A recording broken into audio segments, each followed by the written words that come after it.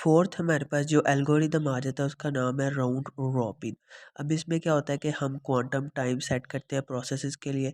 इसमें वही same first come first serve वाला एल्गोरिदम यूज़ होता है, लेकिन किसके साथ? क्वांटम टाइम के साथ। अब जो हमारे पास फर्स्ट कम फर्स्ट सर्व वाला एल्गोरिदम था वो फॉलो करता था नॉन प्रेमिटिव को। नॉन प्रेमिटिव नॉन प्रेमिटिव वो होता है जिसमें जो प्रोसेसेस हैं वो अपनी मर्ज़ी से लीव करते हैं, सीपीयू उनको बाहर नहीं निकाल सकता। लेकिन जो राउंड रॉबिन है वो फॉलो करता है प्रेम्पटिव को। प्रेम्पटिव वो होते हैं जिसमें जो सीपीयू होता है वो प्रोसेस को बाहर निकाल सकता है। अब जो हमने पहले 3 एल्गोरिदम किए थे उसमें हमारे पास प्रोसेस गिवन थे, बर्स्ट टाइम गिवन था और अराइवल टाइम। लेकिन जो राउंड रॉबिन है उसमें हमारे पास 4 चीज़ें गिवन होंगी: process, burst time, arrival time और क्वांटम टाइम। और एक चीज़ हम और याद रखते हैं, अगर अराइवल टाइम गिवन ना हो तो हम उसको ज़ीरो कंसीडर कर लेते हैं। अब जो हमारे पास राउंड रॉबिन वाला एल्गोरिदम है उसमें हमारे पास ये एग्जांपल गिवन है जिसमें हमें 5 प्रोसेसेस दिए गए हैं, उनका बर्स्ट टाइम और अराइवल टाइम नहीं दिया गया। इसके अलावा जो हमारे पास क्वांटम टाइम है वो इक्वल है 4 के। अब पिछले 3 एल्गोरिदम की तरह ही हम इसमें रेडी क्यू और गैंट चार्ट ही बनाएंगे। और अराइवल टाइम हमारे पास नहीं गिवन तो हम क्या कर देंगे, इसको इक्वल कर देंगे 0 के। तो अराइवल टाइम हमारे पास ज़ीरोज़ हो जाएगा। अब इसमें जो एल्गोरिदम यूज़ होगा वो सेम वही फर्स्ट कम फर्स्ट सर्व वाला, जो प्रोसेस पहले रेडी क्यू में आएगा वही एग्जीक्यूट होने पहले जाएगा। लेकिन इसमें अब एक चीज़ आ जाएगी, क्वांटम टाइम। हम प्रोसेसेस के साथ क्वांटम टाइम को यूज़ करेंगे। जितना हमें क्वांटम टाइम दिया गया होगा उतना ही हम गैंट चार्ट में या सीपीयू में उस प्रोसेस को चलाएंगे।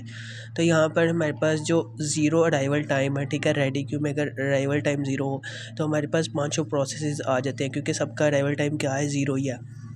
तो यहाँ पर P1, P2, P3, P4 और P5 हमारे पास जो 5 प्रोसेसेस हैं, पांचों के पांचों ही ज़ीरो अराइवल टाइम पर आ जाते हैं। तो यहाँ पर भी मैं मेंशन कर लेता हूँ 0 0 0। अब जो हमारे पास प्रोसेस 1 है उसका बर्स्ट टाइम है 5, प्रोसेस 2 का बर्स्ट टाइम है 6, प्रोसेस 3 का 7, प्रोसेस 4 का 2 और प्रोसेस 5 का 3 बर्स्ट टाइम है। तो यहाँ पर अब हमारे पास जो एल्गोरिदम यूज़ होगा वो कौन सा होगा? First come first serve. जो प्रोसेस पहले आएगा वही पहले सीपीयू में या गैंट चार्ट में जाएगा। तो यहाँ पर हमारे पास प्रोसेस 1 सबसे पहले आ रहा है, तो प्रोसेस 1 ही हमारे पास किस में गया? गैंट चार्ट में। अब यहाँ पर भी सीपीयू का टाइम क्या है? 0। प्रोसेस 1 जो है उसका बर्स्ट टाइम क्या है? 5 है। लेकिन हमने एक कंडीशन रख दी है कि जो उसका क्वांटम टाइम है, मतलब इस क्वेश्चन को हल करने के लिए तमाम प्रोसेसेस के लिए हम क्वांटम टाइम यूज़ करेंगे, वो इक्वल होगा 4 के। यानी जो प्रोसेस 1 है वो सिर्फ 0 से लेके 4 मिली सेकेंड तक चल सकता है। इसके बाद क्या होगा? अब ये हमारे पास जो राउंड रॉबिन है, यहाँ पर हमने देखा कि ये कौन सी स्कीम को फॉलो करता है? प्रेम्पटिव। ठीक है, प्रेम्पटिव में क्या होता है कि सीपीयू प्रोसेसेस को बाहर निकाल सकता है। तो यहाँ पर जो P1 है वो 4 मिली सेकेंड तक चल गया हुआ है, लेकिन अभी भी हमारे पास जो प्रोसेस 1 है वो 1 मिली सेकेंड बचा हुआ है, क्योंकि उसका बर्स्ट टाइम टोटल कितना है? 5। अगर हम टोटल करें तो टोटल हमारे पास बर्स्ट टाइम कितना है? 5। और कितना चला है? 4 तक। तो 5 में से 4 माइनस करें, कितना बचा? 1। तो अभी भी 1 मिली सेकेंड जो इसका बर्स्ट टाइम है वो बचा हुआ है। तो अब ये इससे बाहर जाएगा। बाहर कहाँ पे जाएगा? हमारे पास इधर ही रेडी क्यू में। ठीक है, तो यहाँ पर ये किस मिली सेकेंड पर हमारे पास रेडी क्यू में आया? 4 मिली सेकेंड पर, क्योंकि 4 मिली सेकेंड के बाद ही सब कुछ हो रहा है ना। तो 4 मिली सेकेंड के बाद क्या हुआ कि ये जो प्रोसेस 1 है वो दोबारा हमारे पास रेडी क्यू में आ गया। और इसको डिफ्रेंशिएट करने के लिए हम इसके ऊपर थोड़ी सी स्लैश लगा देंगे। ठीक है, अब ये जो प्रोसेस है, ठीक है, ये 4 मिली सेकेंड पर रेडी क्यू में है। इसके अलावा इसका बर्स्ट टाइम क्या है? 1 है। ठीक है, ये है प्रोसेस 1 नहीं, हमने डिफ्रेंशिएट करने के लिए इसको P1 स्लैश बना लिया। अब हमारे पास जो प्रोसेस 1 है वो रेडी क्यू में चला गया। ठीक है, नेक्स्ट जो हमारे पास प्रोसेस है वो प्रोसेस 2 है। तो इसलिए नेक्स्ट जो गैंट चार्ट में आएगा वो कौन आएगा? प्रोसेस 2 ही आएगा। तो प्रोसेस 2 हमारे पास आ गया। अब प्रोसेस 2 भी जो है 4 मिली सेकेंड ही चलेगा, तो 4 में हम 4 ऐड करें 8 तक। अब प्रोसेस 2 का टोटल बर्स्ट टाइम कितना है? 6। ठीक है, 6। लेकिन ये कितना चला है? सिर्फ 4 मिली सेकेंड। उसकी रीज़न क्या है कि इसका क्वांटम टाइम क्या है? 4 है। ठीक है, इस क्वेश्चन को हल करने के लिए हमारे पास क्वांटम टाइम क्या है? 4 है। 4 मिली सेकेंड तक ही वो चल सकता है। तो प्रोसेस 2 सिर्फ 4 मिली सेकेंड तक चला है। टोटल इसने कितना चलना था? 6 तक। तो टोटल हमारे पास इसका बर्स्ट टाइम कितना था? 6। लेकिन ये कितना चला है? 4 मिली सेकेंड तक ही चला है प्रोसेस 2। तो इसमें से अगर माइनस करें तो हमारे पास 2 मिली सेकेंड तक अभी भी प्रोसेस 2 लेफ्ट है। ठीक है। यहाँ से अगर मैं इसको कट कर दूँ, क्योंकि रेडी क्यू से निकल के प्रोसेस किधर आ गया हुआ है, गैंट चार्ट में आ गया हुआ है, लेकिन गैंट चार्ट में जो प्रोसेस 2 है वो सिर्फ 4 मिली सेकेंड तक चला है। ठीक है, तो हमारे पास टोटल अभी भी 2 मिली सेकेंड तक बचा हुआ है। तो ये क्या होगा कि जो प्रोसेस 2 है वो भी 8 मिली सेकेंड पर, ठीक है, 8 मिली सेकेंड पर दोबारा रेडी क्यू में चला जाएगा। इसको भी हम P2 स्लैश बना लेते हैं डिफ्रेंशिएट करने के लिए। अब इसका जो ब्रश टाइम है वो कितना बचा हुआ है, टोटल 6 था ना, ठीक है, 6 ब्रश टाइम था, लेकिन कितना चला है 4 तक। तो 6 में से 4 निकाल दे, हमारे पास टोटल कितना बचा है 2। उसके बाद हमारे पास नेक्स्ट प्रोसेस आ जाएगा प्रोसेस 3। ठीक है, वही फर्स्ट कम फर्स्ट सर्व वाला एल्गोरिदम।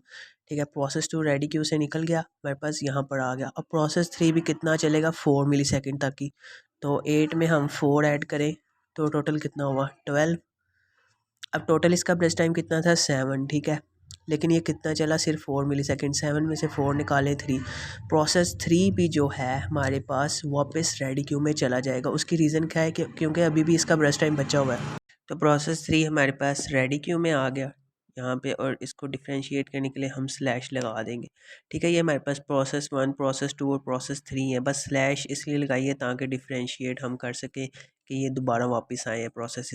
तो अब जो प्रोसेस 3 है उसका ब्रश टाइम हमारे पास कितना रह गया, कि टोटल इसका ब्रश टाइम 7 था। ठीक है, ये 4 मिली सेकेंड तक चला, तो 7 में से 4 निकाल दें तो बचा कितना 3 मिली सेकेंड हमारा प्रोसेस 3 रह गया। उसके बाद हमारे पास प्रोसेस 4 आ जाता है, next process first come first serve के लिहाज से। अब जब प्रोसेस 4 आया, ठीक है, वैसे तो हमारा क्वांटम टाइम ये था कि इसने 4 मिली सेकेंड तक चलना है, ठीक है, लेकिन इसका टोटल ब्रश टाइम कितना था 2, यानी कि ये 2 मिली सेकेंड तक ही चल सकेगा।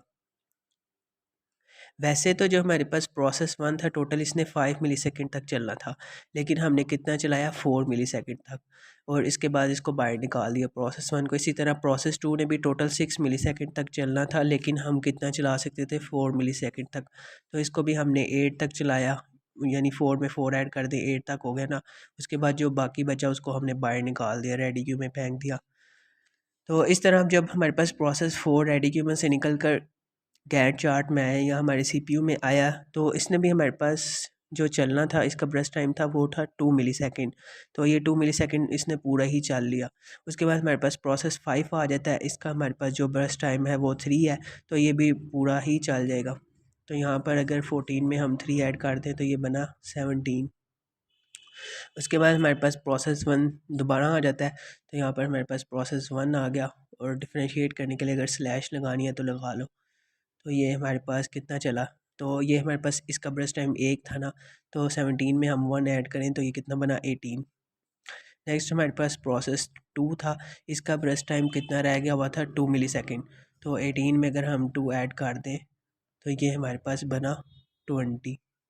अच्छा, यहाँ पर मैं एक चीज़ भूल गया, तो हमारे पास यहाँ पर जो प्रोसेस 3, ठीक है, वापस आया था रेडी क्यू में, वो किस टाइम पर आया था। देखो प्रोसेस 3 जो है वो 4 मिली सेकेंड तक चला, यानी 8 से लेकर 12 तक। तो जो 12 है, 12 पे क्या हुआ, 12 मिली सेकेंड पर ये वापस चला गया रेडी क्यू में, ठीक है। और 12 मिली सेकेंड पर दूसरा क्या हुआ कि जो प्रोसेस 4 है वो हमारे पास गैंट चार्ट में दोबारा आ गया, ठीक है। तो ये अराइवल टाइम भी हमने याद रख लेना। तो यहाँ पर प्रोसेस 2 भी एंड हो गया, उसके बाद प्रोसेस 3 हमारा रह जाता है। तो यहाँ पर मेरे पास प्रोसेस 3 आ गया, और इससे कितना चलना था 3 मिली सेकेंड। तो 20 में अगर हम 3 ऐड कर दें 23 मिली सेकेंड। नेक्स्ट हमने वेटिंग टाइम फाइंड करना है, तो हमारे पास टोटल 5 प्रोसेसेस हैं। तो सबसे पहले प्रोसेस 1 का हम वेटिंग टाइम फाइंड करेंगे। तो हमारे पास जो प्रोसेस 1 है, ठीक है, पहली मरतबा कब वो आ रहा है सीपीयू में 0 मिली सेकेंड पर, 0 मिली सेकेंड पर अराइव कर रहा है, और इसका जो अराइवल टाइम है रेडी क्यू में वो भी क्या है 0 है पहली दफ़ा। तो 0 में से हम 0 माइनस कर देंगे। लेकिन इसके बाद भी क्या है कि जो हमारे पास प्रोसेस 1 है वो दोबारा आ रहा है, तो दोबारा कब आ रहा है उसको हम प्लस कर देंगे। तो P1 स्लैश से हमने डिफ्रेंशिएट किया हुआ है। तो P1 स्लैश अगर हम देखें 17 मिली सेकेंड पर दोबारा हमारे पास गैंट चार्ट में आ रहा है।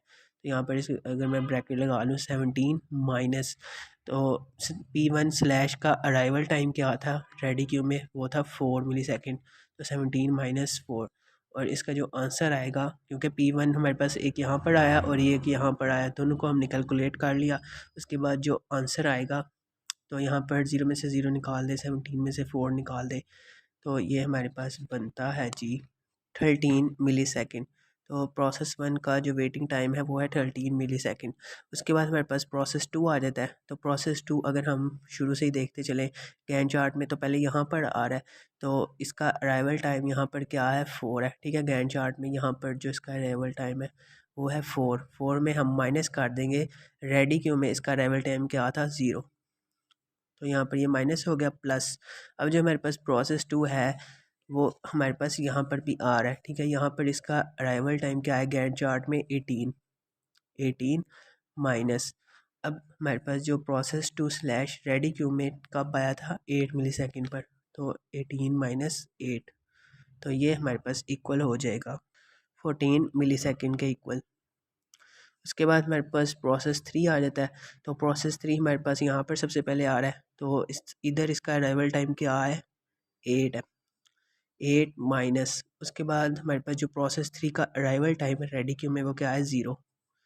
तो यहाँ पर ये 0 प्लस। अब मुझे पता है कि जो प्रोसेस 3 है हमारे पास यहाँ पर भी आ रहा है, यहाँ पर इसका अराइवल टाइम क्या है, 20 माइनस, और यहाँ पर इसका जो अराइवल टाइम हमने निकाला था रेडी क्यू में वो क्या था, 12। तो 20 - 12 इक्वल टू, तो ये हमारे पास कैलकुलेट करके आई थिंक बनता है 16 मिली सेकेंड। अब हमारे पास दो प्रोसेसेस रह गए, एक P4 एक P5। तो P4 हमारे पास इक्वल होगा, तो यहाँ पर जो P4 है वो हमारे पास आ रहा है 12 मिली सेकेंड पर। ठीक है, गैन चार्ट में। तो P4 जो हमारे पास है वो 12 मिली सेकेंड पर आ रहा है, तो यहाँ पर हमारे पास 12 आ जाएगा माइनस। उसके बाद जो इसका अराइवल टाइम है वो अगर हम देखें तो वो क्या है, 0 मिली सेकेंड रेडी क्यू में।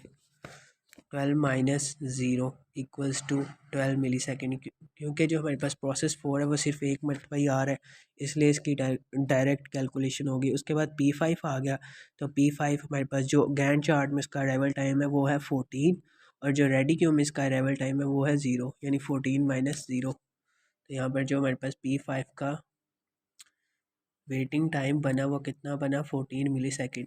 और वेटिंग टाइम क्या होता है कि एक प्रोसेस ने रेडी क्यू में कितना वेट किया है। तो हमारे पास यही इसका आंसर था।